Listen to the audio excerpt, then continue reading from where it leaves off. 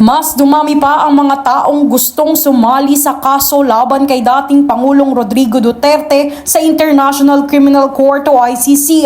Ayon yan sa inilabas na dokumento ng ICC na may karagdagang halos 500 individual na nagparehistro bilang biktima ng kampanya kontra droga noong nakaraang administrasyon. Isinumiti na sa Pre-Trial Chamber 1 ang kanilang mga aplikasyon sa pamamagitan ng mga papeles na kumakatawan sa mga nais makilahok sa proseso.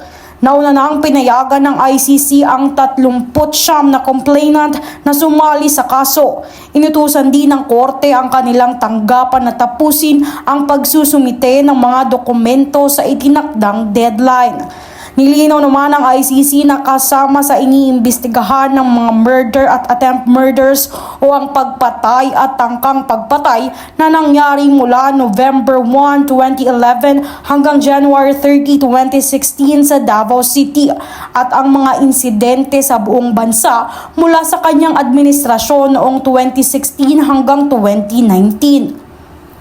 Samantala, inatasan din ang kampo ng depensa at ang prosekusyon na magsumite ng updated na listahan ng kanilang mga ebidensya. Ayon naman sa opisyal na datos ng pamahalaan, nasa 6,200 ang nasawi sa anti-drug operations noong panahon ni Duterte. Ngunit ayon sa ilang human rights groups, maaaring umabot pa umano ito sa mahigit 30,000 na kabuuang bilang ng mga nasawi. Sa kabilang banda, tinutulan ng mga prosecutor ang hiling ng kampo ni Duterte na iapila ang naunang desisyon ng ICC at ang kahilingang pansamantalang ihinto ang pagdinig ng kaso. Sa kasalukuyan, patuloy ang proseso sa ICC habang dumarami pa ang mga nais makilahok sa reklamo.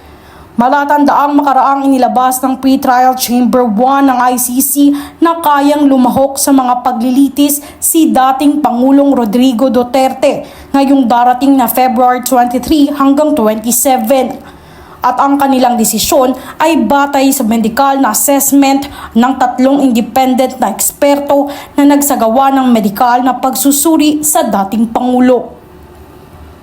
Nelly Di San Jose, Road News.